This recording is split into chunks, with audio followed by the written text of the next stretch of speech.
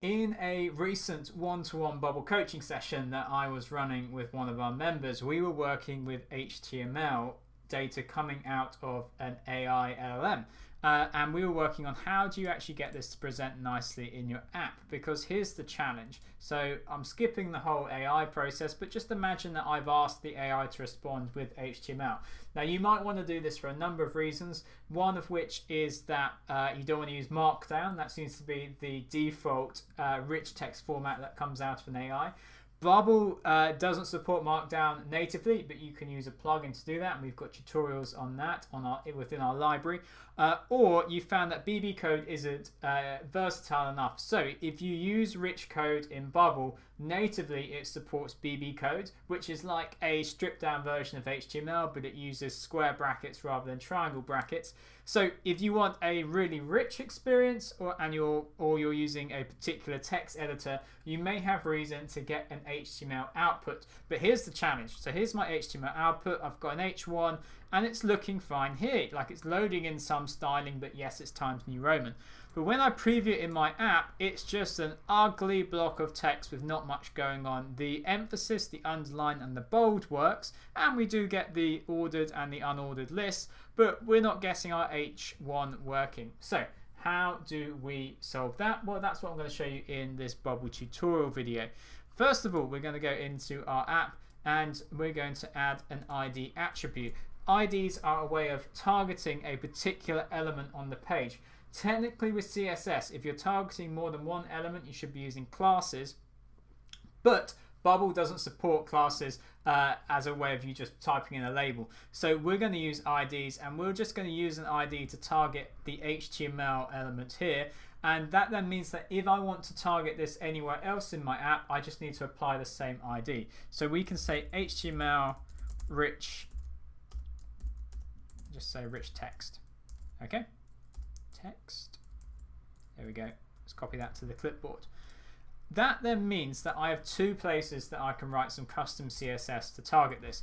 And I'm saying write custom CSS, but in this day and age, you could probably just ask ChatGPT or Claude to basically come up with necessary boilerplate. That's because what's missing when we look at the what we get in preview is that there just isn't any style coming through. If I go into inspect, we can see that this is an H1. These are paragraphs, but there's nothing telling them how to behave and give them some basic styling. So I can either add it in here, in which case I'd go style, and I'd go rich text, and I'd write my CSS in this bit, closing the style tag. But if I wanted to apply it to every page in the app, I wouldn't do it per page, because that's not following the drive principle of do not repeat yourself when you're developing. I'd go into settings, and I'd go into SEO and meta tags, and I want to write it in the head section. I saw this in some comments on Reddit of people saying, but don't you need to put the CSS styling in another code block on the page? Well, technically that's going to work, but you want to put your CSS in a place on your page it's going to load as early as possible. Otherwise, you're going to get all sorts of content shift. It's just going to load, well, not optimally. So we're going to be putting it in the header, because that way it's basically the earliest point that we can access as a developer in Bubble to say we want this styling loaded in on the page. So I'm going to paste it in here, and we can now just start adding bits. So for example, I'm going to say line height, and I'm going to put 1.4. Yeah, line height 1.4. So let's now go back into our Bubble app.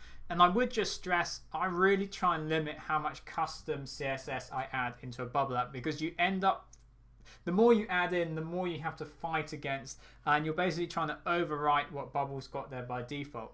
We can already see though that this looks better by increasing the line spacing. So how would we go ahead and do the header? Well, I'm going to copy this,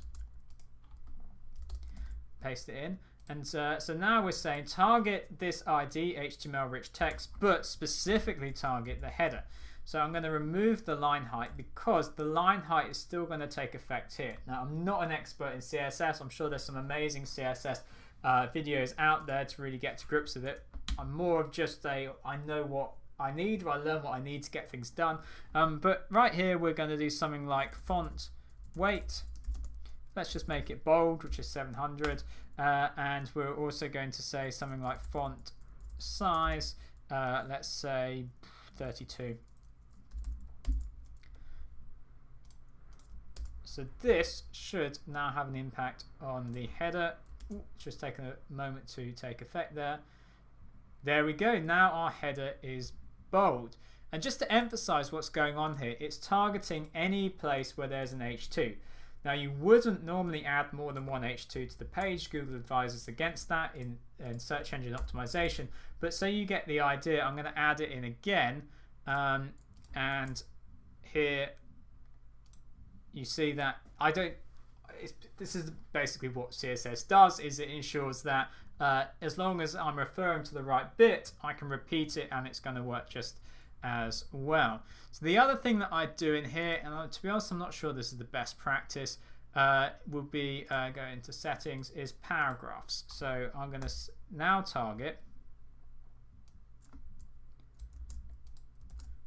paragraphs.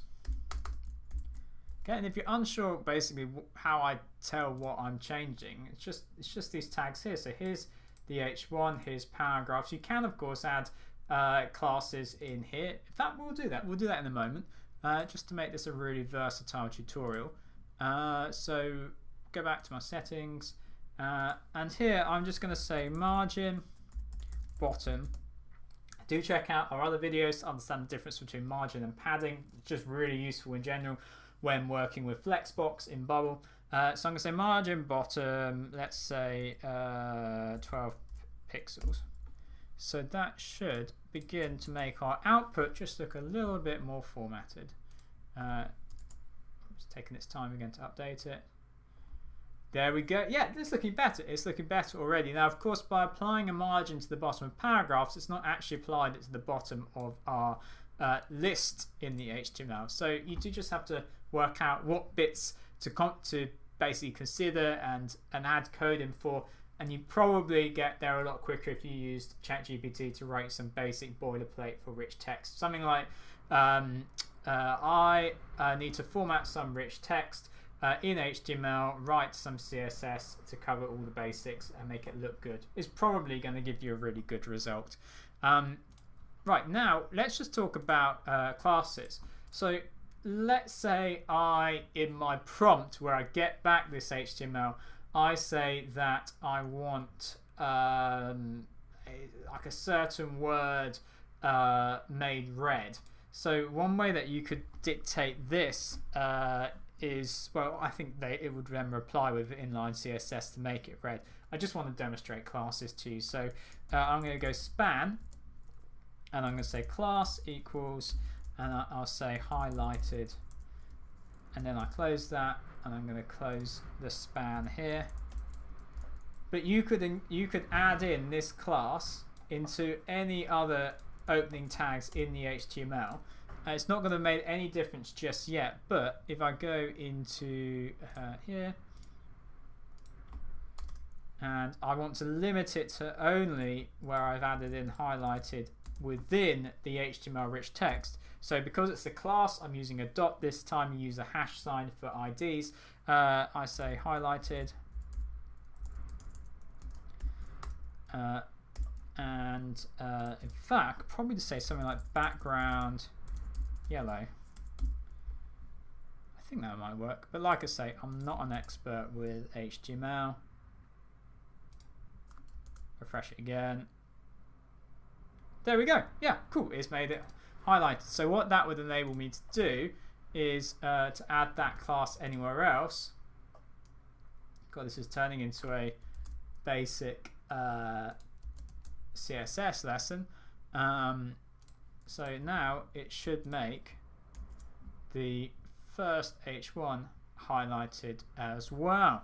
So there you go. That's how you can add CSS to your app, how you can style the output of HTML if you're doing something like that with your app, maybe with your rich text editor or an AI that you're using and you want HTML. So you can now save the HTML just like this into your Bubble app database, into a text field.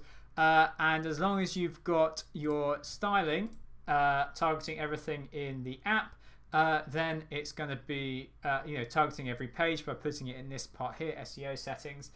Then it's going to affect everywhere that I add in a code block, an HTML block, as long as I give that HTML block the ID attribute of HTML rich text or whatever you've chosen to label it.